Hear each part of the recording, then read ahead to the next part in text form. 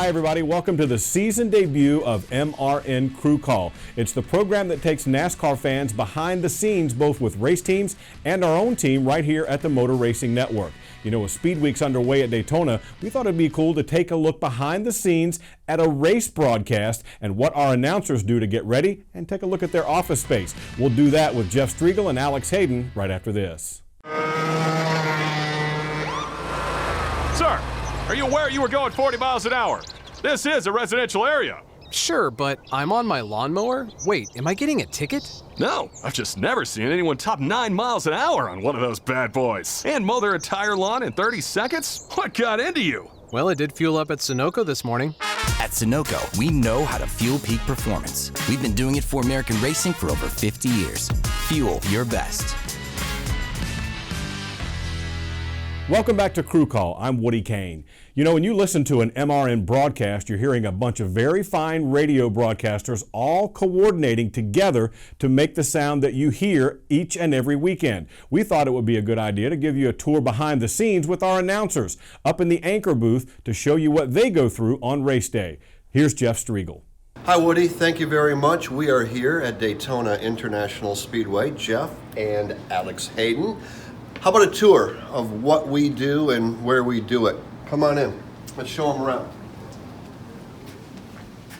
This was a brand new booth, Alex, that was built a couple of years ago, I guess, and one of the unique things that we have here is an observation area where if we do have a guest or a partner that comes in and wants to see, this is where they get a chance to do that. Yeah, it's perfect. It's a bird's eye view. They get to go up on the second level of our booth, if you will, and overlook, and you're going to get an idea of just the view they're going to have, because we're very fortunate with the view we have, but when we have guests or sponsors, partners that come to visit us, they have the opportunity to come up here and see the same stuff. So it's quite unique booth, and it's a cool setup to have this second level for guests to come up and hang out with us. Why don't you come up and take a look at where we work when we go on.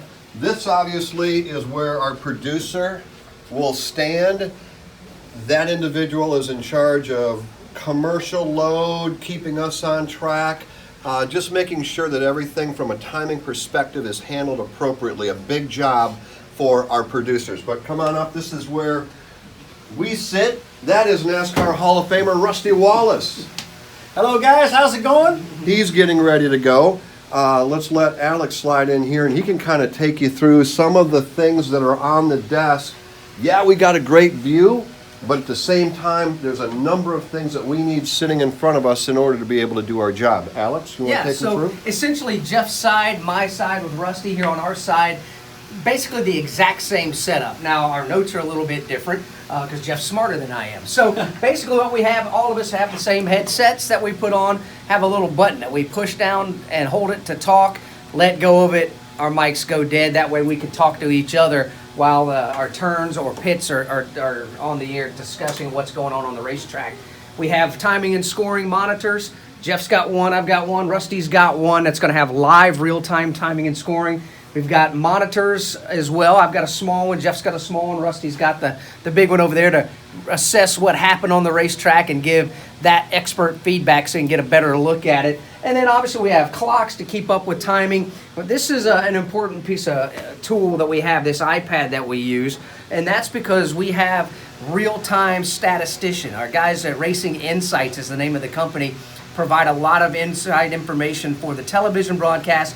And at the exact same time, they're feeding us the same information as well. Little inside tidbits that we may not know about. So that's important to have there as well. But essentially, this is it. The cool thing about it, though, is the view that we have here, and especially right here at the Daytona International Speedway, right down on top of the start-finish line, overlooking this beautiful 2.5 mile facility.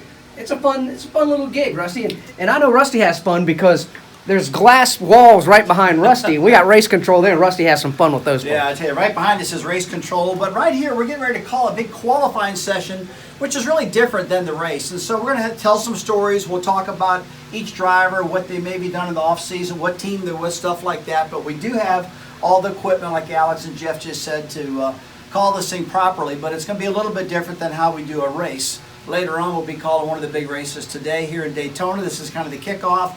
we're all excited about it. We're going to kind of knock the rust off, so to speak, and get ready to rock and roll here and get Daytona kicked off in a big way.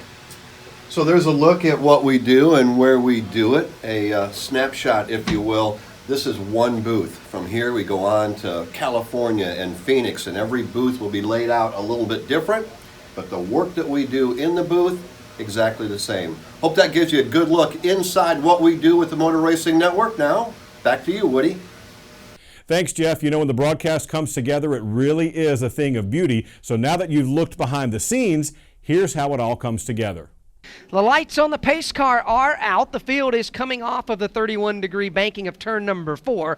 We expect that Toyota pace car to hit pit road. The field is coming to the Geico restart zone. Whether you rent or own, Geico makes it easy to bundle home and auto insurance. Having a home is hard work, so get a quote at geico.com. Easy. There will be 3 laps to go. Green flag goes back in the air, and we are back at it again, and we're crashing again. Truex will hit the wall. Ryan Newman goes around. Kurt Busch involved. Harvick involved. Austin Dillon, William Byron, Kyle Larson spinning, crashing just past the start-finish line, and the caution flag will come out. Somebody spun their tires up there in like row number 2, Rusty. It's hard not for you to smile. You're looking down going, with all this on the line, somebody made a mistake and took out half the field. Oh, man. The reason I'm looking at that is because that happened to me back in the mid-'90s. They dropped the flag. Myself, Terry Labonte, and all these guys, we made it about 40 foot past the line and wrecked the entire field right there because you lit the tires up and spun them and got sideways. And there we see, we're looking at a replay up here in our booth, and we saw the 6-car Ryan Newman get sideways. He slowed up. Everybody started piling into the back of him. This was a major chain reaction that just happened just now, and these cars were running about 50 miles per hour when this happened. I hope you've enjoyed this look behind the scenes at the Motor Racing Network. If you have some ideas for a team that we should look at behind the scenes, tweet us at MRN Radio and use the hashtag AskMRN. Until next time, I'm Woody Kane.